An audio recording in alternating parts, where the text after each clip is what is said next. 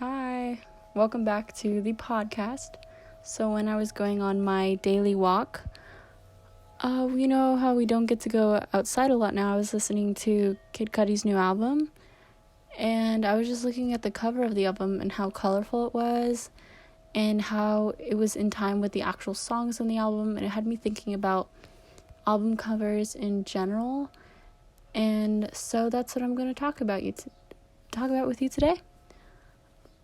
I have homework for you since it's a podcast, so whenever I talk about these album covers, I suggest you just Google it and just look at them and see what I'm talking about, just the colors and everything about it in general.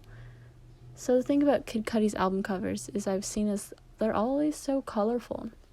They all have like their own palette, and when you just lay them all next to each other, I feel like it just works, like just seeing all the colors together. I just feel like colors in general are such like a big part of music and songs. Just songs have colors and you can just associate them.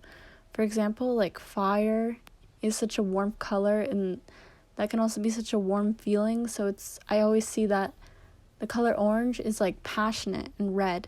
So a lot of artists will put, if they have a passionate song or they're just talking about something passionate, anything to do with that sort of feeling, they like put orange or red in like the single covers or like in their music videos, and it's just like a way to express themselves. I noticed that like if a color palette is more dark, it can relate to how the song is going to be, and like eerie and dark. It may like look creepy, like dark colors can be seen as creepy or scary, and dark and sad also. So I noticed that album covers that have dark colors can also do with how the song's gonna be, like sad. The tempo could be slower, the instruments in the back could be quieter, and the vocalist could be singing slower. Sadly, you can tell by the way that their voice sounds. It gives you that vibe just off of the album covers that are dark and eerie. I think the album covers are such a crucial part, because if you were to just slap a random image in front of your song, I feel like it kind of doesn't usually show the way you truly feel. And I think that it could go good with the song if you actually leave the song with like an album cover that represents it. To, be able to explain your music or express something without the words. An album, I think that very well represents just the image going well with like the songs is Rihanna's last album. I think that like it's so creative how it's just like her as a little girl with a crown over her eyes and Braille poetry in the background. That's like something you don't notice unless you look up close. And I didn't even notice it until I researched for this podcast, and I was like, that's so creative. That she would like think of that. And I wonder if people that can read Braille and they find out about this, like what does it mean to them, like that representation. And I think it works, and it's like such a small detail, but it adds so much to what like the album can mean to her or just to other people. It's just such a nice touch. I also love the idea of trying to figure out like the album cover after creating a song. Like I'm sure every artist is like, okay, what do I want my album cover to look like? I've worked on this song for so long. What are the colors? Some, I'm pretty sure they already have it in mind from the second they're creating the song. It's like such a cool creative process alongside the song, and just the image of the whole album in general, and how one song or one image, it's just like for singles as well, how do they decide for different artists? How do they decide what they want? And I like how a good cover is associated with you and your music for the rest of your music career. It's just the perfect way to show songs. I also think it's cool when album covers literally create a whole genre of music, and you can see covers and you may have never even heard the songs, you just know them for their artwork. An example of this for me is Green Day.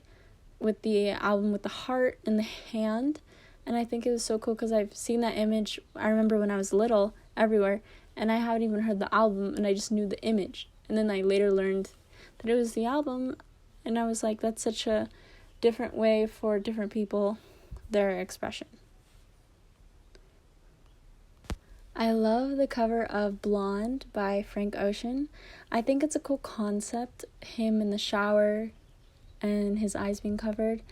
And I heard from a friend that this is their opinion, that the water can represent from the shower like tears coming from the shower, because it's like full of sad songs, and it's like those are your tears listening to the album. It's like foreshadowing. I love that point of view. It's like him covering his eyes could be looked as him being sad, and represents a lot of the sad songs in the album. That it's like a cool way. And I also think that Igor by Tyler the Creator is like a good example of like using color palette, because it was like him being cut out all these sharp edges onto a pink background. It's like the pink shows like the passion and love in the album, which Tyler talks about, but then there's so many rough edges to this album as well, and songs that just sound rap. And so I think that the cover just shows that. And I just remember seeing when the album first came out in Los Angeles, there were so many billboards with his album on it, and it's just like the pink everywhere. I just felt like it was such a statement, because it's like this big pink boldness, but there's also such this black and white image on top. It's like such a good example of what the album is. An album that I think is cool just for its like image, as well as Titanic Rising, and how like the water is coming and covering the room, and it's underwater. It's just such a pretty cover. I love it. Like I mentioned earlier, color is such an important way in figuring out the palette you want to represent your music.